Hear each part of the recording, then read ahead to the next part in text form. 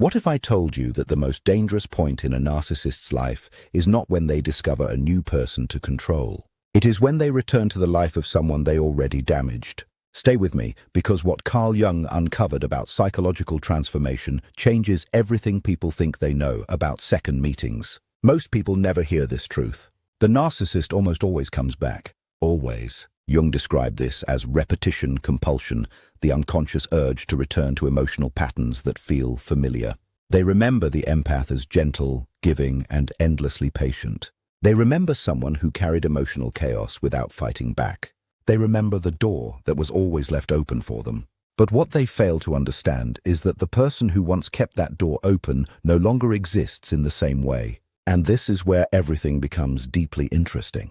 According to Carl Jung, healing never happens in a perfectly straight path. It moves in spirals. Every cycle brings a person back to the same wound, but from a completely different level of awareness. The empath who has truly healed does not come back to the same emotional place. They return changed, stronger, higher in understanding. They have moved through what Jung called individuation, the painful but necessary process of becoming whole inside themselves. And Jung believed that true wholeness creates a kind of protection that ordinary resistance never can. The narcissist notices the difference immediately. Something feels unfamiliar now. The kindness is still there, but it no longer feels needy. The attention is still present, but it no longer stretches endlessly. The empath still smiles, still speaks calmly, still engages naturally. Yet something invisible has permanently shifted in the energy of the interaction. What the narcissist is sensing is what Jung described as the integrated shadow. The part of the empath that once tolerated silence, confusion, cruelty, and emotional neglect has now been faced directly and understood clearly. The part that once searched desperately for approval has been replaced with something far more unsettling to a manipulative person: inner stability, self-trust, emotional independence. And here is what becomes shocking for the narcissist. They begin using the same old strategies. The charm returns. The memories of the past are mentioned carefully. They bring up special moments. They hint that the empath was different from everyone else. Irreplaceable. The one person who truly understood them. Jung explained this pattern with incredible clarity. It is projection. The narcissist projects an ideal image onto the empath, turning them into a mirror for their own emotional needs and fantasies. But this time the projection does not connect in the same way. Why? Because the healed empath has already reclaimed their own reflection. They no longer exist to reflect another person's identity back to them. Instead, they quietly reflect truth, calmly, without drama, without emotional chaos. They simply see reality clearly. And being truly seen is something a narcissist struggles deeply with. Jung once said that when two personalities meet, it is like mixing two chemical substances. If a reaction happens, both people are transformed. The narcissist depends on that reaction. They want emotional movement. They want the empath to explain themselves, to defend themselves, to soften, to become emotional, to hope again. Any reaction works because reaction means emotional access. Reaction means the connection still has power. But the healed empath has learned something different. They have learned conscious response instead of unconscious reaction. They still feel the pull of the old dynamic. They still recognize the familiar emotional gravity between them. But instead of falling into it automatically, they choose carefully and calmly not to step back into that orbit. This is where the psychology becomes even deeper. Jung described a principle called enantiodromia, the idea that anything pushed too far eventually turns into its opposite. The empath, who was once endlessly emotionally available, eventually becomes, through healing and growth, emotionally unreachable to manipulation. Not cold, not cruel, not hateful, simply complete within themselves. And because of this, the narcissist often escalates their behavior. This is extremely common. When the normal emotional hooks stop working, they search for deeper ones. Guilt, nostalgia, sudden vulnerability, maybe even performances of change and personal growth. They speak as though they have finally learned their lesson. And this creates the defining difference between someone who is still healing and someone who is truly healed. The person still healing often feels hope.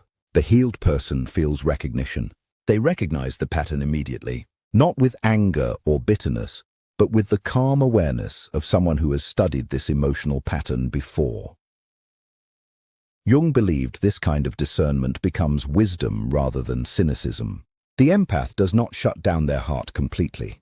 They They simply learn to consult it before opening the door again. What Jung understood, and what most people completely overlook, is that real transformation speaks for itself. It does not need to announce itself loudly. The healed empath does not constantly explain their boundaries. They do not perform their healing for attention. They do not seek validation for how far they have come. They simply become a different person naturally. And that quiet certainty becomes deeply unsettling for the narcissist. Because the narcissist's entire emotional structure depends on reaction. It depends on emotional instability, confusion, guilt, longing, and pain. Remove those things and suddenly there is nothing left to control, nothing left to mirror, nothing left to feed on emotionally. Without even trying, the healed empath quietly dismantles the entire dynamic simply by becoming whole within themselves. Jung called this psychological sovereignty, a state where a person's inner world can no longer be emotionally colonized by someone else. And here is the final truth, the part that stays with people long after hearing it. The healed empath no longer needs the narcissist to understand them. They no longer need an apology to move forward. They no longer need acknowledgement for every painful thing that happened. This may be the most powerful transformation of all, releasing the need for the other person to finally understand the damage they caused. Jung once wrote that the most terrifying thing is to fully accept yourself. The empath who has reached this point no longer depends on outside confirmation to know their worth. They already know who they are. So when these two people meet again, and often they do, it is not truly a reunion, it is a revelation. For the narcissist, it is the uncomfortable realization that the person they once controlled has become someone they can no longer emotionally reach. For the empath, it is quiet proof of how far they have traveled internally. They are no longer defined by what happened to them. They are defined by what they created from the pain. Jung believed the strongest force is not the person who attacks others, but the person who no longer fears losing anything because they already carry everything they need inside themselves. The healed empath becomes exactly that kind of force. Not dangerous, not revengeful, not bitter. Just finally free, and freedom after all the suffering becomes the one thing the narcissist can never take back.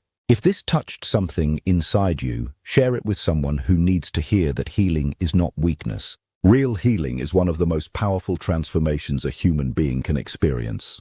And what makes this transformation even more powerful is that the narcissist almost never notices it while it is happening. They assume the empath will always remain emotionally available. They believe kindness means weakness. They mistake patience for permanent access. But healing changes a person quietly. It happens in silence. It happens during lonely nights, difficult realizations, painful reflections, and moments when the empath finally chooses themselves instead of constantly choosing everyone else. Jung believed that suffering forces the human mind into confrontation with itself, and this confrontation changes people in ways that cannot be reversed. The empath who once ignored their own instincts slowly begins to trust them again.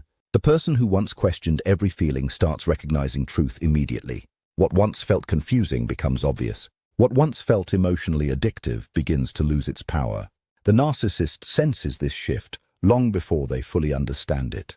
That is why they often return unexpectedly. Not because they suddenly discovered love or deep self-awareness, but because they feel the emotional distance. They feel the loss of control. The energy they once depended on is no longer reaching toward them in the same way. And this creates something deeply uncomfortable for them. For perhaps the first time, they are forced to stand in front of someone they can no longer emotionally shape. The empath listens but does not absorb. They care, but they do not collapse into guilt. They remain compassionate without abandoning themselves. And this balance completely disrupts the narcissist's expectations. Jung warned that people will do almost anything to avoid facing their own shadow. The narcissist survives by avoiding that confrontation. Instead of looking inward, they search for mirrors outside themselves. They search for people who will carry their pain, regulate their emotions, and protect them from the emptiness they refuse to face. But the healed empath is no longer willing to become that mirror. And this is why the narcissist becomes increasingly unsettled during these second encounters. The old emotional scripts stop working. The manipulation no longer creates confusion. The guilt no longer enters the nervous system the same way. The empath hears the words, recognizes the patterns, and remains emotionally centered. This does not happen because they stopped caring completely. In many cases, they still feel sadness. They still remember the connection. They still recognize the humanity inside the narcissist. But they also recognize something even more important now.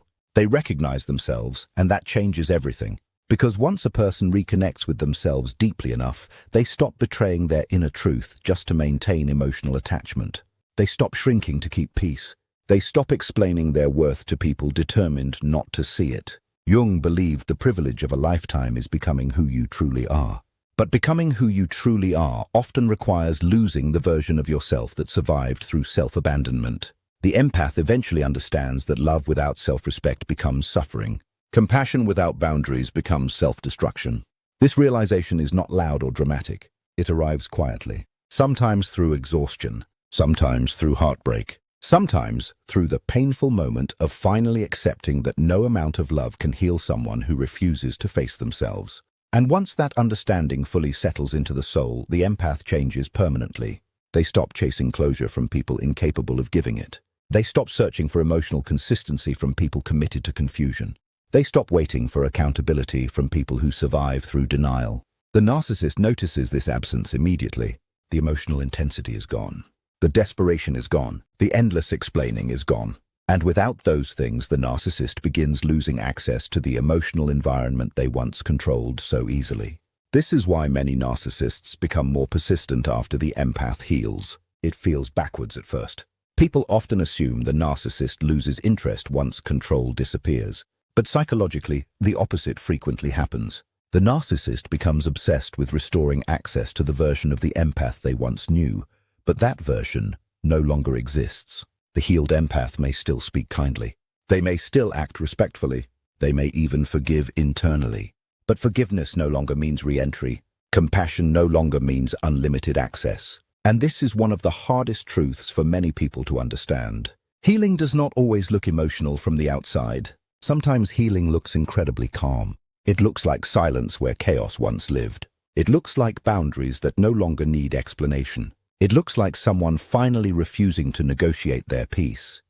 Jung understood that true healing is not becoming fearless. It is becoming conscious, conscious of patterns, conscious of manipulation, conscious of emotional cycles that once operated automatically beneath awareness. The healed empath becomes conscious in exactly this way. They begin noticing the difference between love and control, between connection and dependency, between empathy and self-erasure. And because of that awareness, they no longer enter emotional dynamics blindly. They pause. They observe. They listen not only to words, but to energy, consistency, behavior, and intention. They stop falling in love with potential while ignoring reality. This level of awareness feels threatening to a narcissist because manipulation depends on unconscious participation. It depends on confusion. It depends on emotional fog. But the healed empath is no longer emotionally asleep. They see too clearly now, and clarity changes every interaction. The narcissist may still attempt charm. They may still test emotional openings. They may still search for weakness, nostalgia, or unresolved longing. But the empath no longer responds from wounds. They respond from awareness. That is the real transformation Jung spoke about. Not becoming perfect, not becoming emotionally cold, but becoming integrated. Becoming someone whose inner world no longer depends entirely on external approval. And once a person reaches that level of inner stability, something remarkable happens. They stop fearing abandonment in the same way, because they discover they can survive it. They can survive disappointment. They can survive rejection. They can survive losing people who once felt impossible to lose. That discovery changes the nervous system itself. The empath no longer clings to unhealthy attachment out of fear. They no longer confuse emotional intensity with love. They no longer mistake unpredictability for passion. And when the narcissist returns, hoping to reconnect with the old emotional dynamic, they encounter someone entirely different. Someone calmer, someone clearer, someone emotionally present but no longer emotionally available for manipulation. For the narcissist, this feels deeply frustrating because they cannot understand why their usual methods suddenly fail. They interpret the empath's peace as distance, their self-respect as coldness, their boundaries as rejection. But the truth is much simpler than that. The empath finally learned that protecting their peace is not cruelty. Walking away from emotional chaos is not selfishness. Refusing manipulation is not lack of compassion. It is self-respect. And self-respect changes every relationship a person will ever have. Jung believed that until people make the unconscious conscious, they will continue calling fate what is actually pattern. The healed empath finally breaks the pattern. That is why the second encounter feels so different. It is not because the narcissist changed completely. It is because the empath finally did.